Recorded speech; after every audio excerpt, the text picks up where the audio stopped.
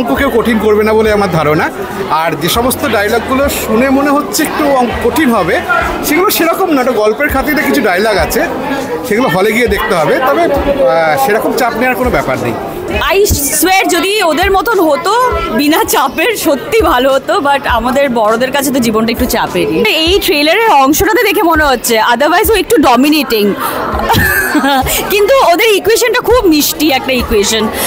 আমার মনে হয় দর্শকের প্রসূনকে খুব ভালো লাগবে, খুব ফ্রেশ, আর ওর সাথে কাজ করে আমার খুব ভালো লেগেছে। তাছাড়া প্রচুর নতুন মুখ আছে যাদেরকে দেখতে পাবে ছবিতে।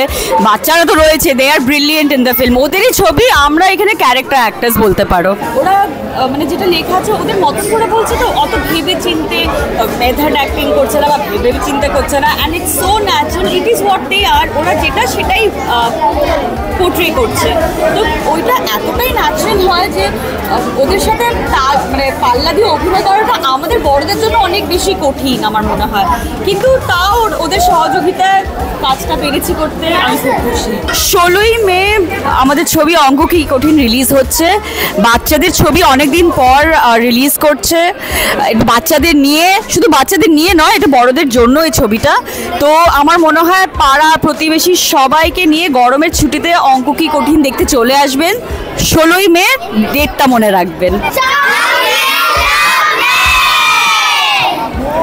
এটাই ফান্ডা লাইফের হওয়া উচিত, চাপ নিয়ে লাভ নেই।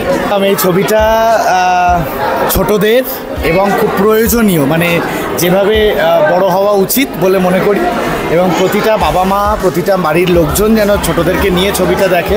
এবং আমাদের এই ছবিটার মোটোটাই হচ্ছে এডুকেশন ফর অল, কারণ আমাদের রাজ্য জুড়ে, দেশ জুড়ে রাদার, একটু আন্ডার প্রিভিলেজড জায়গায় যারা বড় হচ্ছে তারা প্রপার এডুকেশন পাচ্ছে না, বা স্কুল বন্ধ হয়ে যাওয়া। এখানেও কিছু আন্ডার প্রিভিলেজ বাচ্চা কাচ্চা যারা স্কুল ড্রপ আউট, স্কুল বন্ধ হয়ে গেছে, আগামী দিনে কিন্তু ওই যে স্বপ্ন দেখাটা তৈরি হয়ে গেছে। ওই যে আমাদের ছোটোবেলায় একটা স্কুলে প্রশ্ন করতো না যে বড় হয়ে কী হতে চাও, তোমার অ্যাম্বিশন কী? আমরা সব লিখতামও সেই স্ক্র্যাপ বুক, এই স্ল্যাম বুক, এইসব অ্যাম্বিশন। যা যা লিখেছি তা কেউই হয়নি হয়তো, হ্যাঁ, মানে যা যা হতে চেয়েছিলাম। কিন্তু এই যে স্বপ্নটা দেখে ফেলছে, আমরা যদি স্বপ্নের কারখানা স্কুলকে বলি, আর স্কুল যদি বন্ধ হয়ে যায়, তাহলে তারা বাকি কাজটা করবে কি করে? তাহলে তারা সেই ডাক্তার বা ইঞ্জিনিয়ার বা যা হওয়ার সেটা হবে কি করে? তো এটা এডুকেশন ফর অল আমরা মানে দাবি করিই এটা।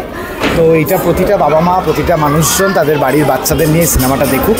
এবং বাচ্চারা প্রচুর পাকা পাকা কথা বলেছে এই ছবিতে।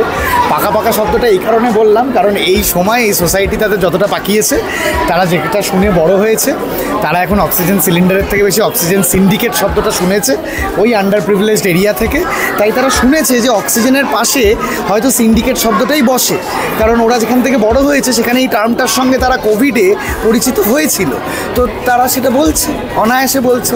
তারা তারপরে সেই মানেটা কী করে উদ্ধার করবে সেটা ছবির গল্পে, যে না ওটা সিন্ডিকেট নয়, ওটা সিলিন্ডার। তো সেটা তো ছবির গল্পে চলবে।